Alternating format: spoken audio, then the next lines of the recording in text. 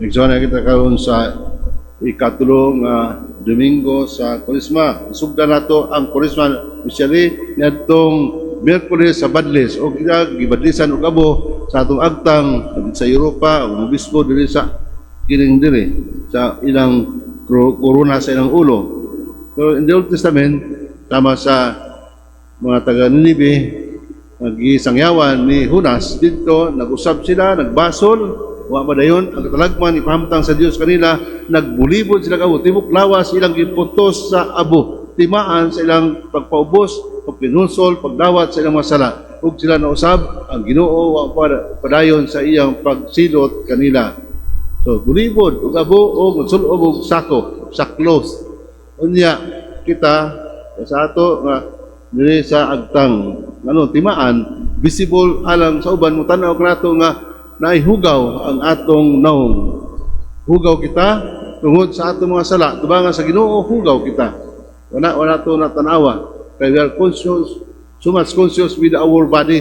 Atong itsura, to make it appear nga kita presentable sa tanang mga tao, way kasaway. Mga Ginoo nga, there is no guile in us. Pero sa matag adlaw karon kita kung makasala, kining mong Kurisma, mo ni ang higayon nga kita makahinumdom sa ato mga sala. Di kung kita mamantay sa uban, ang Kurisma is inward looking. Ang atong pagtanaw sa galingon, asa kita atubangan sa Ginoo. Mo daw nga patanahon, tasunod siguro nga para ba mga katuigan, nga di na dinhi ang atong badles diri na. Tabakba tungkol kay kining bakba tampalasan, kining bakba bastos, kining bakba malikas, kining bakba makapatay og tao. Tungod sa atong pagtabi, pagdaot sa uban mo na nga dili ta badli sa nugdako, dili ka sa agtang. Unya ato ta sa unang pagbasa. Unang pagbasa ato dungog nga ang mga tao Israelita gikan sa kulibnan luwas sila, gidala ni Moses ngadto sa kamiangan on their way to the promised land. Nga mao nga nagbagulbol sila tungod kay didto sa kulibnan dunay tubig, di sila uhawon, dunay pagkaon didto. Apan gidala sila ni Moises diri sa kamingawan nga walay mainom, gutom pa. Busa nagbagot po sila, halos na patuon si Moises ay ilang pagbagulbol. Busa si Moises nakigdialog sa Ginoo, nagampo siya nga unsa buhaton. Ini mo tawhana hapit ang patyon pila sa pagbato. Nagbagot po sila, ingon ang Ginoo, kadalha ang imong pipila ng mga pangulo sa mga Israelita, dalha dito, o dito ko maghuwat kanimo, ibaba ng bato, panlangin kanimo, busa, yato, si Moises, mga kauban, o dito, ang instruction sa Ginoo, kanang bunali ang bato.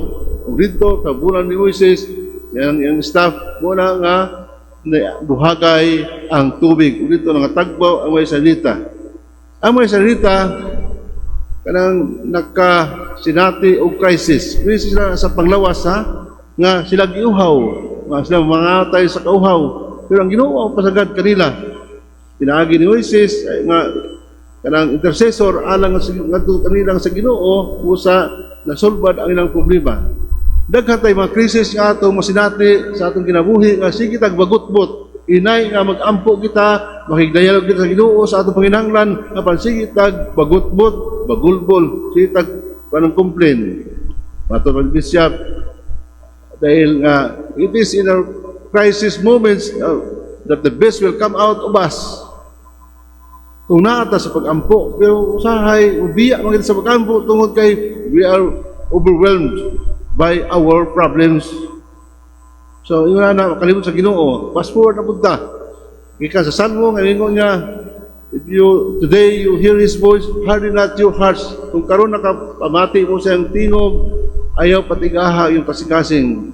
Usually, tiga ito kasing-kasing. Huwag tayo kaluoy, huwag tayo pagpamati. Unya, ato sa Ebanghelyo.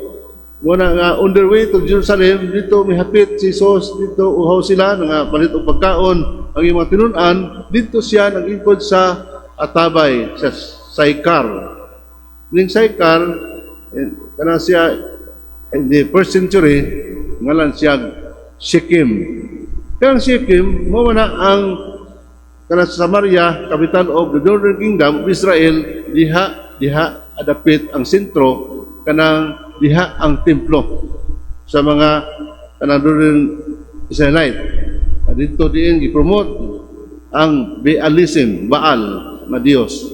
Dito galing ipatay ni Elijah, ni Elias, ang 400 Baal prophets nga nagkunti sila kinsay pag-ampo nga madungog tungod kay piki man ang mga propeta sa mga Baal usa iyang mamatay kang tanan. That's why manhunt siya ni Queen Jezebel, the promoter of the religion Baalism.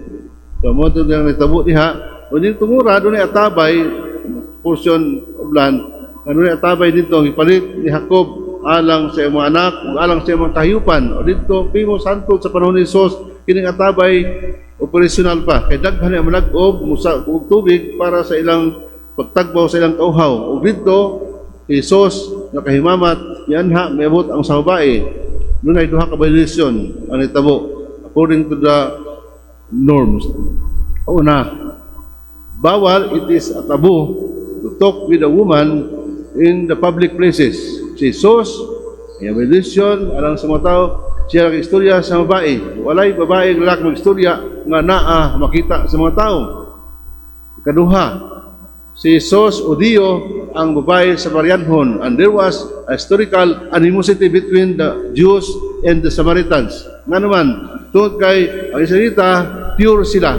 Pero tungod sa split of the kingdom, muna nga nabihag ang Northern Kingdom kadto sa Assyria, Ninibe ang kapital, nga mao nanay mga mixed marriages na sa mga pagano ni usbong mga pagano nahimo nang dili pure nga kada bang magtutuo sa Dios ang kaning mga Israelita. Usa kasilaga na nila ang mga Samarianhon. Ang mga Hudiyo in the Southern Kingdom, they maintain their status as the pure na Hudiyo. Nya muna nga mga tunaw, analyze nato ang kang San Juan, chapter 4, it was a day of the meeting of Jesus and the Samaritan woman was a dialogue, was a prayer. Una, diha nga himamat sila, kaila ang Samaritan ng Jesus usa ka Hudiyo. Later on, sila namati, nangutara, namati dito, na nahimo siyang propeta ang pag-ila sa babae. Ikasunod, last part muna nga siya usa ka Mesiyas. Munang gingon ni Jesus nga ako bitaw kadto nga nagsulto kanimo karon. So there was a progress in the prayer and dialogue.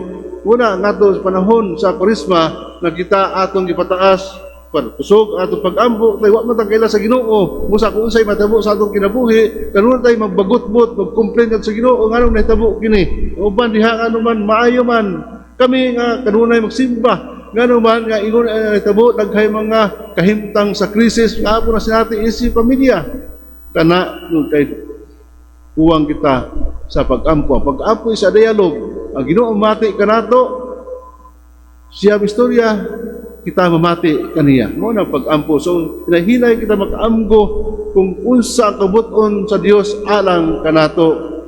Una nga nato nga panahon sa Kwaresma, one of the pillars of the season of Lent, ang buluhaton sa Kwaresma, mo ang pag-ampo. Ang pag-ampo connected sa fasting. Pag-ampo connected siya sa paghatag. Kay walay paghatag o kini kay ang paghatagon bunga kini sa maampuong kinabuhi. Ang pag-fasting nga mao nga tungod kay nag-ampo ka, nakita ka sa mga tao nga naglisod, busa mag-fasting ka, magpuasa ka, aron ikaw makapaambit sa imong resources, ang pagkaon nga to sa uban nga walay ila. So, ingon na, busa, diya sa atong kinabuhi karon, this 40 days of season of Lent is a kind of retreat for us. Tanawa ito galingon. Doon na pa tayo pag-ampo. Usog ba ito ba? Do we have time for God during the day? Kay much time has been spent for our gadget. Tanawa, pila ka oras, talo ni mong oras sa imong pagtanaw, pag-hold sa imong cellphone in that small screen. Tanawa, pila ka oras ang imong pag-ampo. Much time have been spent for our gadget. So, ingon na nga, mamalandong kita. Kaya, aron kita makasabot sa kanabang atong kinabuhi. Doon na istorya, before I and by sharing ng istorya, doon ay mental patients, hindi na mingon po ang kaya mingon niya, mentally challenged people in a mental hospital. Duha. Ang mga doctors, kaya nagbibig sa, saan pag-release, pinanaka tuig ng mga tawhana, saan pag-determine nga, okay na siya, i-release na sila kay maayo na. Musa ilang buhian diha within the compound, ang mga duha ka mentally challenged patient. Unya, paggawas nila sa compound, diyan sa compound, within the compound, at ang lalaki nga patient, kita sa swimming pool, iambak siya, naghikog siya dito. Unya, wala mo ito nga, busa, babae nga, pasyente, iyang gisahom, kayang luwason, kay luoy man siya. So, iyang gisahom, iyang bitat pa sa taas, o dito, iyang resuscitate niya, conscious na ang pasyente.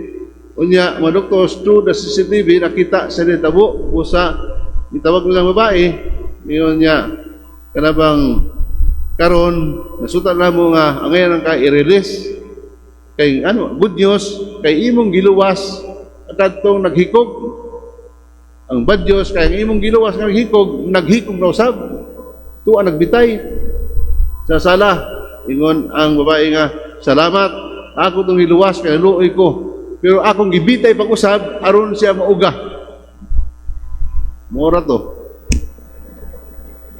Kana kita ba sa 40 days sa atong pamalandong ang ayan na bata i-release sa atong Ginoo diha nga kita matuod nga mga Kristiyano atong pamalandong ning pagpuasa, pagampo o pagpanghatag mo na kay importante kanato ato ba na exercise kini mga butanga nga gidemand kanato sa Ginoo. Stop murmuring. Salig sa Dios kay siya dunay tubag sa atong mga panginahanglan. Parihog, manindog, alang sa atong hiniusang pagpadayag sa atong pagtuo.